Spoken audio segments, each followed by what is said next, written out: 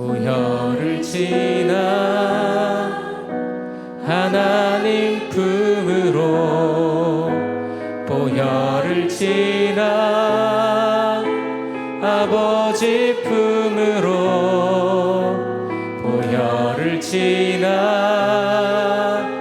아버님 품으로 한 걸음씩 나가네. 보혈을 지나, 보혈을 지나 하나님 품으로, 보혈을 지나 아버지 품으로, 보혈을 지나 하나님 품으로 한 걸음씩 우리 다 같이 일어나셔서 찬양하시겠습니다. 존귀한 주 보혈이 내 영을 새롭게 하시네. 존귀한 주 보혈이 내 영을 새롭게, 존귀한 주 보혈이, 존귀한 주 보혈이 내 영을 새롭게 하시네. 존귀한 주 보혈이 내 영을 새롭게 하네.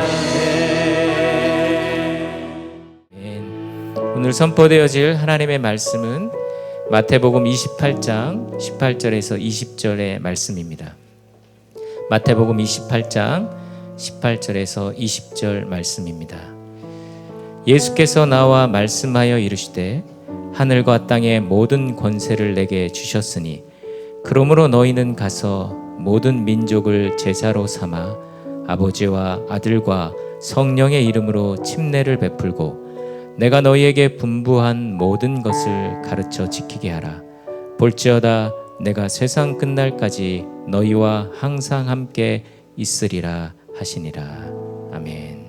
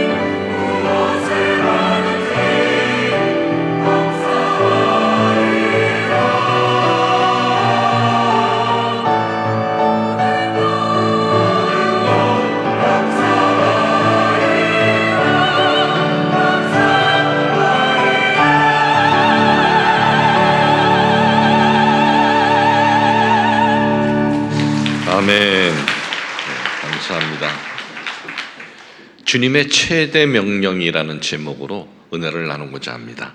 로맹 롤랭이라는 프랑스 사람이 있었습니다. 이 사람은 20살 때 작가의 길을 걸어야겠다 결심을 합니다. 그런 결심을 했어도 제대로 작가의 길을 걸을 수 있을까, 그런 또 두려운 마음이 있고, 그리고 주변에 누군가에게 이 작가로서 해야 할 조언을 받을 만한 사람이 없었습니다.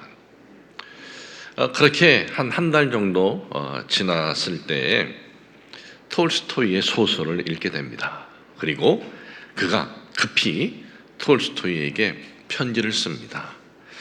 제가 작가의 길을 걸으려고 하는데 어떤 마음을 가지고 작가의 길을 걸어야 하는지 조언해 주십시오.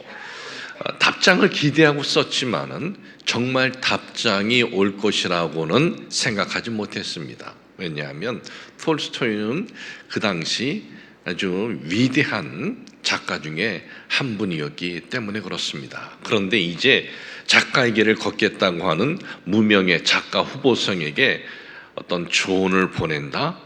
이것은 쉽지 않을 거다라고 생각을 했는데, 그런데 답장이 왔습니다. 그 답장에 이렇게 쓰여져 있었습니다. 작가로서 참다운 조건은 인류에 대한 사랑이요. 인류에 대한 사랑.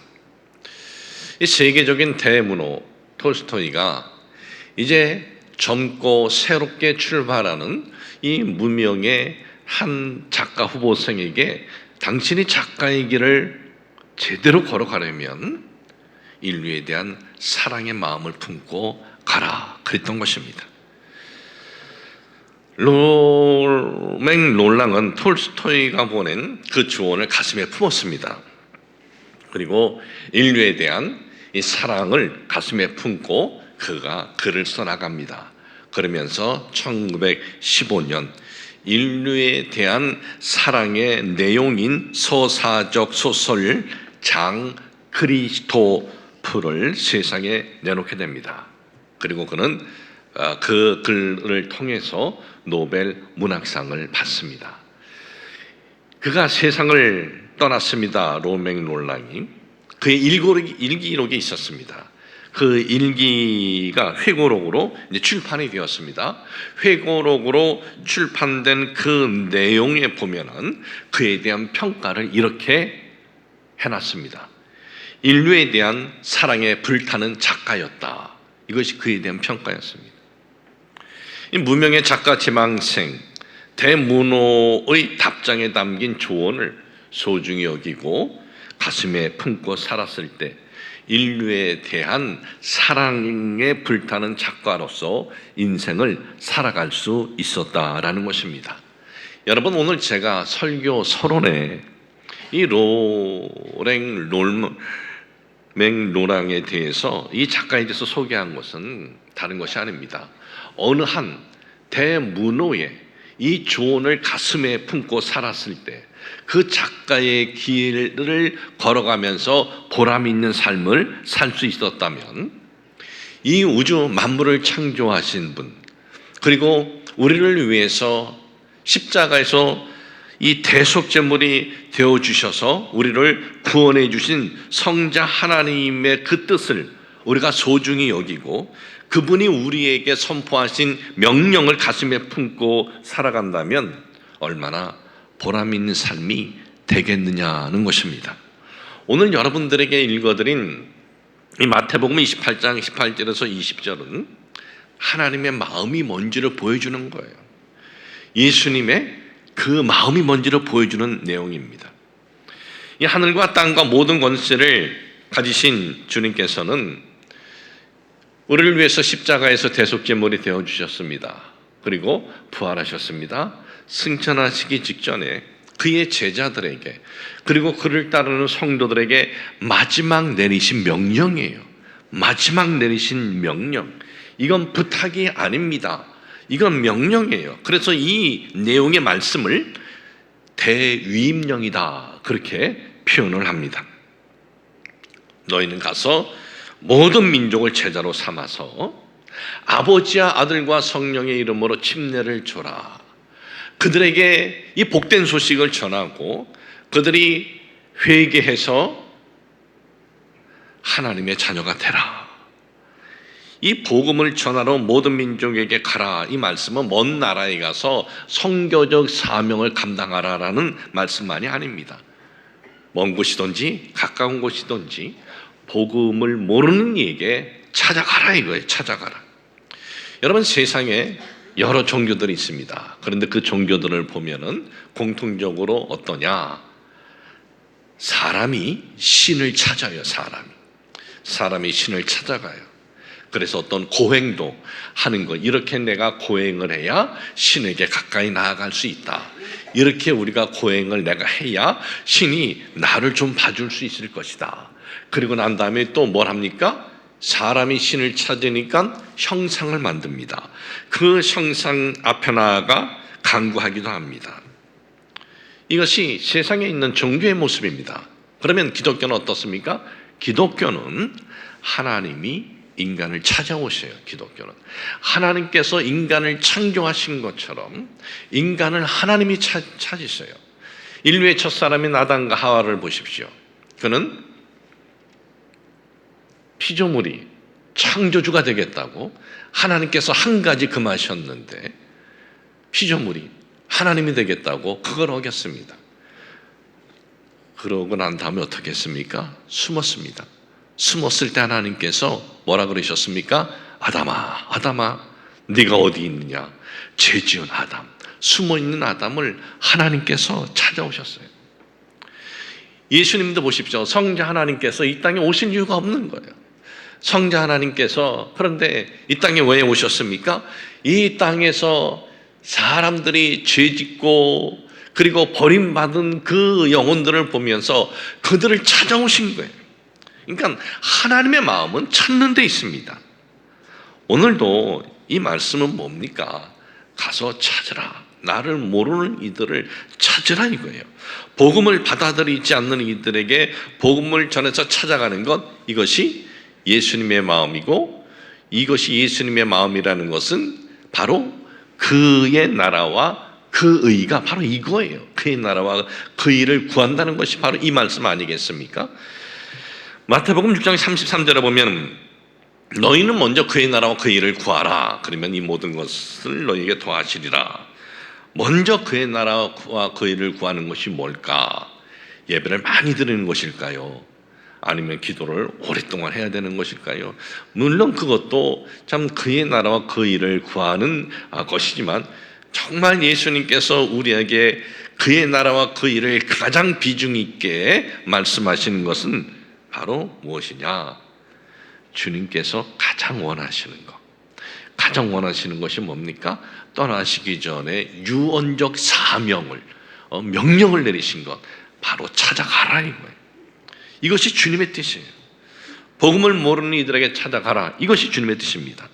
여러분, 오늘날 이 땅에 살아가는 사람들은 어떤 일을 할 때 이렇게 계산을 합니다. 나에게 어떤 이익이 있을까? 어떤 손익 계산을 하고 난 다음에 할까 말까 결정을 하게 되죠. 그런데 복음을 모르는 이들을 찾아가는 것은요, 우리가 손해보는 것 같아요. 시간을 손해보는 것 같고, 또 찾아가서 그의 마음을 또 편하게 해주려면 물질을 써야 하고, 또한 어떤 때는 내 자존심을 구기는 자존심을 내려놓는 것 같은 환경에 처할 때도 있습니다. 그러니까 세상적으로 보면 아무런 이익이 없어요. 아무런 이익이 없지만 성자 하나님의 마음이고 하나님의 뜻이기라 이거예요. 그리고 성경은 분명히 우리에게 선언하고 약속하고 있습니다. 먼저 그의 나라와 그 일을 구해. 그러면 모든 것 더하신다. 이것이 성경의 약속이다라는 것을 잊지 마시길 주님의 이름으로 축복을 합니다. 제가 신학생이었을 때 1년 동안 기도한 기도 제목이 있었습니다. 그것은 하나님, 교회를 개척을 하는데 교회가 없는 곳에서 교회를 개척하게 저를 인도하여 주시옵소서. 그 당시는 1970년도에는 미국이나 유럽은 이민 가기 어렵고 남미 쪽으로 많은 분들이 이렇게 이민의 문호가 열렸을 때입니다. 그래서 남미의 모든 나라에 이민자들이 있었어요. 우리 교포들이. 근데 교포들이 그 당시 가면은 교회부터 세우는 거예요. 저희가 이민 갔던 파라과이도 그 당시 교회가 7개인가 8개 되었고, 뭐 브라질에는 10몇 개, 아르헨티나도 10몇 개 교회들이 다 있었는데, 한인 교회가 하나도 없는 곳에 가서 교회를 세우게 하여 주시옵소서. 저는 순복음교 없는 곳에 가겠다고 한 것이 아닙니다. 순복음 교단이든 장로 교단이든 감리 교단이든 교파와 상관없이 한인 교회가 없는 곳에 가기를 원합니다. 제가 그렇게 기도드리는 것은 교회가 있으면 누구든지 교회를 통해서 복음을 들을 수 있는 기회가 있을 것이 아닌가. 그러나 교회가 없다면 그곳에는 복음을 전하는 교회가 필요하다. 그래서 그렇게 기도를 드린 겁니다. 참 하나님께서는 제 기도를 들어주셔서 그 당시 에콰도르 과자길에는 교회가 없었습니다. 한인 교회가. 그곳에 가서 이제 교회를 개척을 하고 이제 사역을 하는데, 가서 교회를 개척하고 얼마 안 돼서 3분의 장례식을 치렀어요. 맨 처음에 가서 장례식을 치른 분의 성은 윤 선생님이신데, 그분은 폐결핵 말기 환자라 폐결핵 병원에 있었어요. 근데 사람들이 아무도 안 찾아가는 거예요. 제가 찾아갔어요.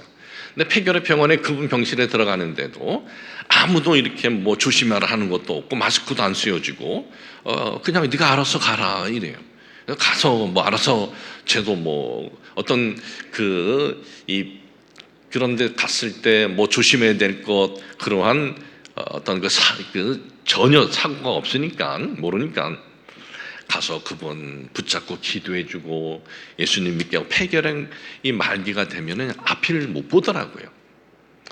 그래서 그분에게 복음을 전하고 이제 결진시키고, 그 다음에 이제 제가 가졌던 간절한 소원이 이 사람만 나면 된다. 이 사람 나면 소문이 나서 전도가 될 것이다. 근데 돌아가셨어요. 그리고 또 얼마 후에 어떤 한 분이 이제 관광 왔는데, 이분은 한국에서 뭐 하다가 왔는지 모르겠지만 얼굴에도 칼자국, 배에도 칼자국, 뭐 여기에 칼자국, 뭐 불자국, 참 그런 분이에요. 근데 이분이 갑자기 아파가지고 눈도 노랗고 얼굴도 노랗게 된 거예요. 그래서 또 언어를 이렇게 통하는 분이 필요하니까 제가 가서 얘기해주고, 뭐 그가 조폭이든 깡패든 살인자든 뭐 그냥 예수님 믿고 좀 하라고 했죠. 근데 그분도 이제 결진시키고 또 그분을 놓고 기도했어요. 이 깡패도 살아나면 뭔가 되겠다. 근데 그분도 돌아가셨어요. 그리고 또 한 분은 이민 온 분들이, 모든 분들이 아는 분인데 굉장히 까다로운 분인데, 에스콰이어라는 한국에서 신발을 사가지고 거기서 판매하는 비즈니스를 했던 분인데, 이분은 신장이 나빠져가지고 이 짜고 매운 것도 못 먹고 그런 분이었어요. 그래서 그분의 가족에 전도하고 그분도 결진시키고 그리고 또 그분을 놓고 기도했어요. 그분도 돌아가셨어요. 저는 그때 좀 섭섭했어요. 하나님한테. 하나만 살려줘도 되는데, 셋 중에 33.3%인데 근데 그냥 다 돌아가셔 버렸어요. 그래서 근데 뭐 제가 신학생 때 무슨 전도사 해본 것도 아니고 장례 찬양도 모르지, 장례 성구가 있는 것도 몰랐어요. 그래서 찬양은 그냥 불길 같은 성신요, 은혜가 풍성한 하나님은, 그거 부르면 되는 줄 알았어요. 그래서 참 그 당시에는 굉장히 좀 하나님이 이거 계신가 안 계신가, 이거 좀 너무하신 거 아닌가, 여기까지 이 20살 전도사가 교회 세우고 이렇게 하는데 하나만 좀 봐주시지. 네. 그때는 몰랐는데 이렇게 세월이 흐르고 보니까, 어느 기간이 지나고 보니까 깨달음을 하나님이 주셔요. 제가 이제 내년 2월이 되면 목회 40년입니다. 83년도 2월에 교회 개척을 해서 내년이 40년이라 또 내년이 제가 한갑이 되는 해입니다. 그래서 우리 장로님들이 내년에는 제대로 합시다. 킨텍스 빌려서 우리 전 성도 합시다. 그래서 킨텍스를 왜 빌립니까? 그냥 우리 교회에서 뭐 초청할 분 없습니까? 초청할 분? 뭐 조영규 목사님 살아 계셨으면 모셨을 텐데 초청할 사람 없다. 근데 혼자 북치고 장구치고 우리 성도님하고 함께 감사 예배 드리면 되죠. 그렇게 했는데 목회가 40년째 이렇게 다가오니까 이때서야 목회가 뭔가 좀 보여요.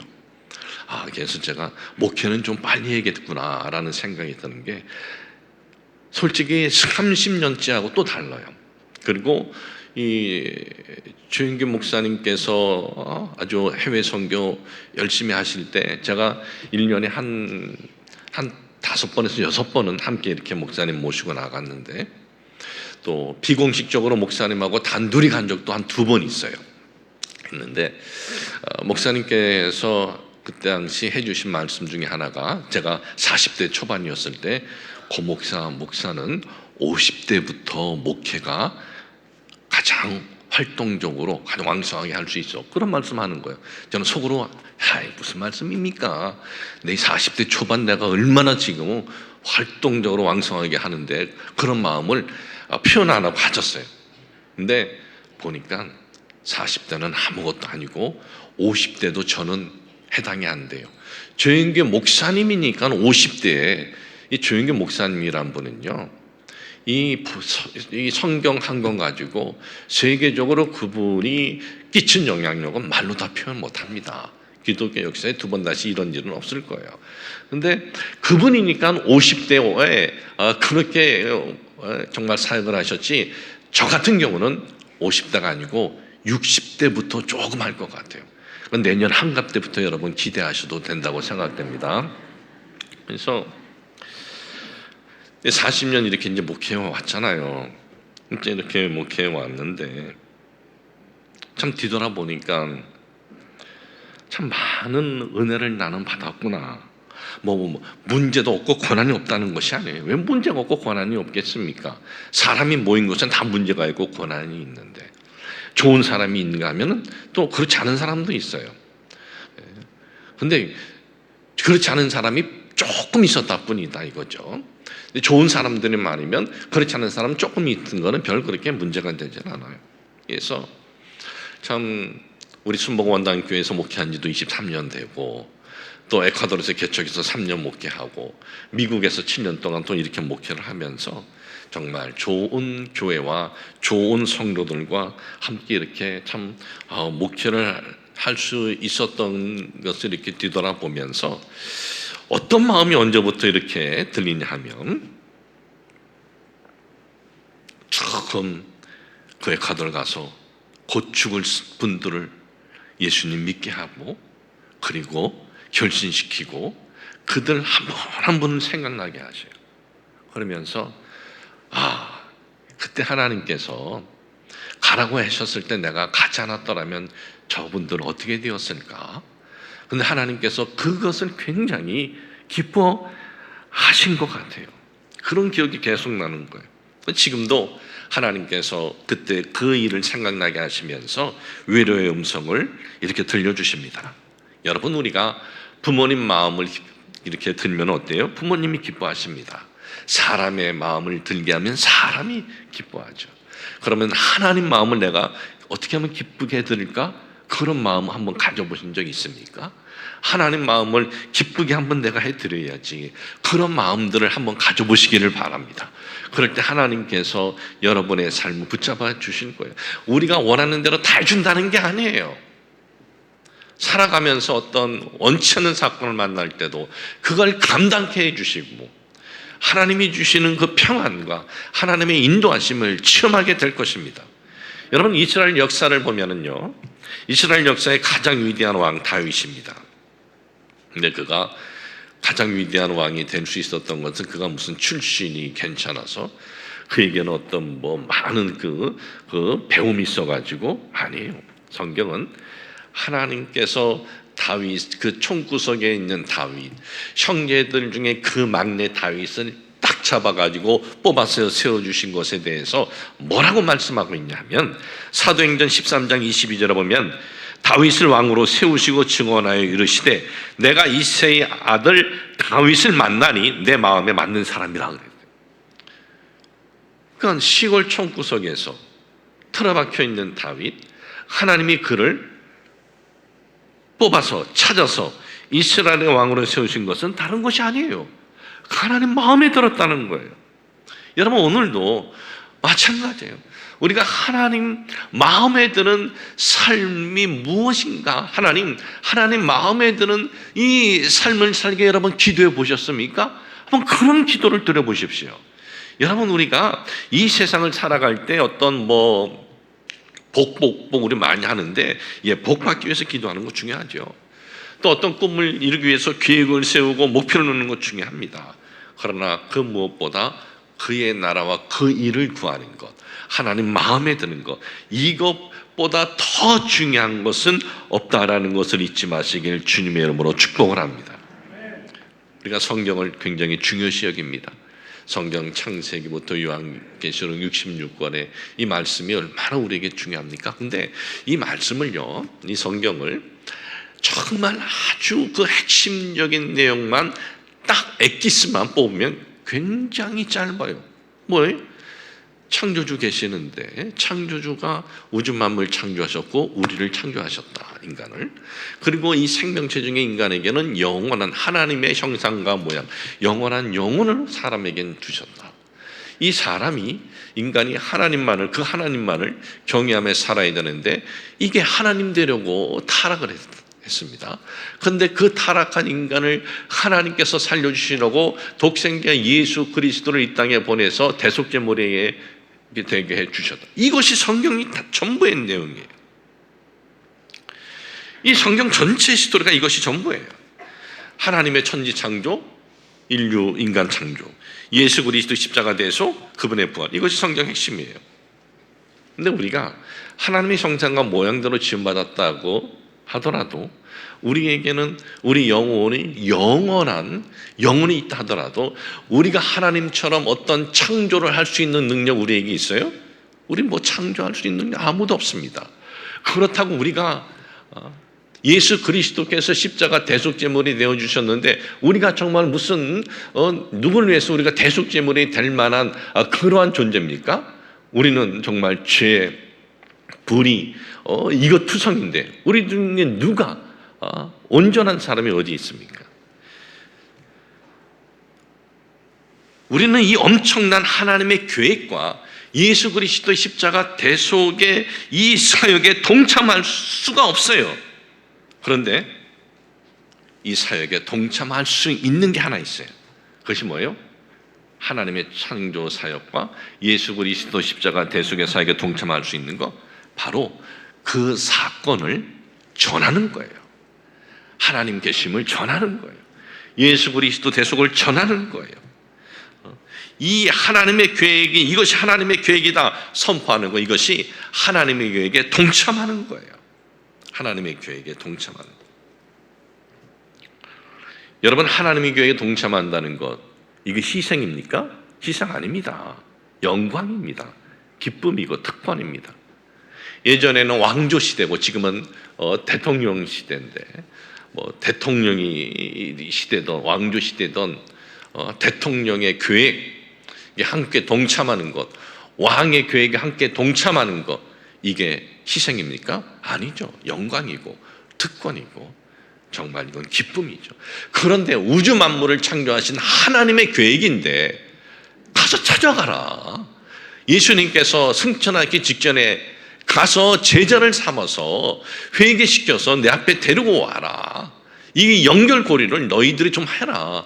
이것이 하나님의 사역에 동참하는 것, 이것은 우리에게서 희생이 아니고 영광이고 축복이다라는 것을 여러분 오늘 이 마음속에 다시 이거를 붙잡으시길 주님의 이름으로 축복을 합니다. 누가복음 16장에 보면은 두 사람의 죽음에 대한 이야기가 있습니다. 한 부자와 거지 나사로. 그런데 이 부자는 그냥 일반적인 부자가 아니에요. 굉장히 큰 부자예요. 그런 이 땅에서 살고 있었을 때 얼마나 많은 대우를 받았겠습니까? 어딜 가도 상성, 어딜 가도 스페셜, 얼마나 대우받았겠어요? 근데 이 사람이 다 죽었어요. 죽고 난 다음에 이 사람이 두 가지를 가슴을 치며 후회합니다. 첫 번째 뭐예요? 인생은 죽음으로 끝인 줄 알았는데 죽고 보니까 아닌 거예요. 하나님이 계시는 거예요. 천국과 지옥이 있는 거예요. 이것을 후회해요. 두 번째는 그의 형제들이 있는 겁니다. 형제들에게 우애가 좋았나 봐요. 우애가 있는 거예요. 그들에게 이 소식을 좀 전해달라는 거예요. 이 소식을. 저 낙원에 있는 나사로를 세상에 보내서, 낙원, 성경에 보면 죽어서 우리가 낙원에 간다. 또 성경은 천국에 있는다. 근데 이게 뭐냐? 낙원은 대기장소고 천국은 다른 거냐? 그게 아니고 낙원이나 천국이나 같은 의미로 여러분 이렇게 보면 돼요. 그가 참 세상에 살면서 누릴 거 다 누려본 사람이 이 두 가지를 놓고 땅을 치면서, 가슴을 치면서 후회하는 겁니다. 하나님을 모르고 살았던 걸 후회하고, 또 하나는 복음을 전하는 것이, 가서 이 소식을 전하는 것이 이렇게 귀한 거구나. 그런데 우리는 아직 여러분 기회가 있어요. 우리는 이거 할 수 있는 기회 있는 것 아닙니까? 아직 이렇게 오늘 여러분들이 차 드라이브를 하고 좀 여기 주차장만 보면 죄송한데 조금만 더 참으세요. 저기 곧 이제 우리가 쓸 거예요. 전체에 3,200평 쓸 테니까 조금만 참으세요. 정말 여러분들이 차 운전하고 이렇게 오시고 또 걸어서 오시고, 이건 아직까지 우리 기회가 있는 거예요. 이 부자는 기회를 놓친 거예요. 여러분 이 기회를 놓치지 말고, 놓치기 전에 이 기회를 붙잡으시길 주님의 이름으로 축복을 합니다. 이 성경에 여러 하나님의 사람들이 있지만은 정말 하나님으로부터 사랑받고 또 하나님으로부터 인정받는 사람 하면 다니엘을 우리가 빼놓을 수 없습니다. 이 다니엘이 뭐라 그런지 아세요? 다니엘서 12장 3절에 보면 많은 사람을 옳은 대로 돌아오게 한 자는 별과 같이 영원토록 비치리라 그랬어요. 여러분 잘못된 길을 가는 사람을 옳은 길로 인도해 주는 것도 박수 받을 만한 일이죠. 그런데 영원한 사망으로 가는 일을 잡아가지고 영원한 생명의 길로 인도한다. 바로 이것이 성경에 뭐라고 말씀하고 있습니까? 별처럼 빛나는 귀한 사역이다 이거예요. 별처럼 빛나는 이 사역. 여러분 우리가 지금 이 예수 그리스도의 십자가의 대속의 복음을 전하는, 오늘 우리가 이제 구원 카드를 적어서 내놓고 기도하는데, 이건 여러분 정말 영광이고 기쁨이고 특권이고 감사로 생각하시기를 바랍니다. 그리고 하나님이 어떻게 역사하시나 여러분들이 보세요. 하나님께서는 오늘도 역사하십니다. 저는 오늘 결론을 내립니다. 독일의 유명한 작곡가 핸델의 일화랍니다. 뭐 독일 출신이지만 세계적인 작곡가 아니겠습니까? 핸델. 독일은 그 당시 가발을 굉장히 중요시 여겼어요. 가발. 그래서 그 시대의 어떤 영화나 그 시대의 어떤 그 역사를 보면은 이렇게 가발들을 다 이렇게 썼어요. 가발을. 그런데 핸델이 길을 가다가 이 가발을 잃어버렸어요. 잃어버려서 한참 난처하고 있는데 한 아리따운 여인이 이 가발을 찾아준 거예요. 너무나 고마운 거예요. 근데 이 여인이 뭐 하는 사람이냐 보니까는 그 가까운 곳에서 이발소에서 일을 하는 분이에요. 이발소, 오늘날 얘기하면 이제 미용실이다 이렇게 얘기할 수 있죠. 자주 이렇게 고맙다고 찾아가게 되다가 사랑이 싹트게 되었어요. 마음의 그녀에 대한 사랑이 싹트게 되어서 이 핸델이 그 여인에게 자신의 오라토리오 메시아의 친필 악보를 선물로 줍니다. 메시아의 친필 악보를 선물로 줘요. 핸델은 그녀와 함께 자기의 삶을 같이 가려고 마음을 먹은 겁니다. 어느 날이었습니다. 핸델이 그 여관에 이제 그 이발소에 들렸습니다. 근데 그 여인은 핸델이 온 줄 모르고 있었습니다. 어떤 사람의 머리를 만지고 있던 그녀가 무심코 다른 이에게 이렇게 말을 하는 것이었습니다. 좀 머리 좀 말게 저기 있는 악보 좀 몇 개 좀 찢어 주세요 그런 거예요. 핸델이 그 말을 듣고 조용히 그 장소에서 나오고 그 이후는 다시는 그곳을 가지 않았습니다. 한번 여러분 생각해 보십시오. 천재적인 음악가 핸델이 친필 악보의 가치를 알아보지 못하고 일발관에서 머리 많은 종이로 그 악보를 사용한 여인을 본 후에 이 여인과는 함께 갈 수 없다, 그런 생각을 한 겁니다. 핸델의 명작, 지금도 세계적인 명작 메시아가 나올 때는 정말 모두가 일어나서 경의를 표하는 그러한 그 작곡을 그걸 알아보지 못했던 이 여인, 참 우리 뭐라 그러겠어요? 참 바보 같은 여인이다, 그렇게 우리가 생각을 할 겁니다. 여러분, 핸델의 메시아를 알아보지 못했던 여인이 어리석은 여인이라면 핸델이 그렇게 찬양한, 핸델이 그렇게 찬양한 그 메시아, 그분이 선포하신 그 말씀, 핸델의 메시아의 그 오리지널 악보하고 그분하고 비교가 되겠습니까? 근데 그분이 마지막 우리에게 내리신 명령, 그분의 소원, 이것보다 더 중요하겠습니까? 핸델의 메시아 오리지널 악보가? 그렇지 않습니다. 주님께서는 구원받은 우리들에게, 복음을 모르는 이들에게 오늘도 가서 제자를 삼을 수 있도록 너희들이 좀 해봐라, 다리 역할을 좀 해봐라. 여러분, 우리는 주님의 이 마지막 메시지, 이 지상 명령을 얼마나 소중히 여기고 얼마나 귀중히 여기면서 살아가고 있습니까? 주님께서 그 사랑하는 제자들에게, 얘들아, 나를 따라서 3년 동안 고생 많이 했는데 너희들 꼭 세상에서 성공을 해, 꼭 유명하게 돼, 알았지? 그랬어요? 아니에요. 복음을 모르는 이들에게 제자를 삼아라, 아버지, 아들과 성령의 이름으로 침례를 줘라, 회개하게끔 하라, 이거예요. 여러분, 오늘 우리는 한 가족의 날에 초청할 영혼을 구원 카드에 적어내는 날이에요. 여러분 마음속에 생각나는 이가 있습니까? 없으면 여러분 기도하시면은 하나님께서 생각나게 해주실 거예요. 여러분, 우리는 이 주님의 최대 명령 모두 다 기쁨으로, 감사함으로 동참하시기를 주님의 이름으로 축복을 합니다. 그리고 이 말씀을 다시 한번 여러분들이 한번 곰곰이 한번 묵상해 보세요. 마지막 주님께서 하신 말씀, 우리가 너무나 잘 아는 말씀, 우리 거의 대부분이 외우고 있는 말씀, 이거 우리가 너무 무시하고 살아가고 있는 것은 아닌지, 주님이 가장 중요시 여기는 걸 우리도 가장 중요시 여기면서 살아가게 하여 주시옵소서. 하나님 아버지, 주님께서 마지막 선포하신 이 말씀, 우리가 얼마나 중요시 여기며 살아왔습니까? 너무나 우리가 잘 아는 내용이면서도 이 말씀의 소중함을 모르고 있었다면 오늘 이 말씀의 소중함을 다시 깨닫게 하여 주시옵소서.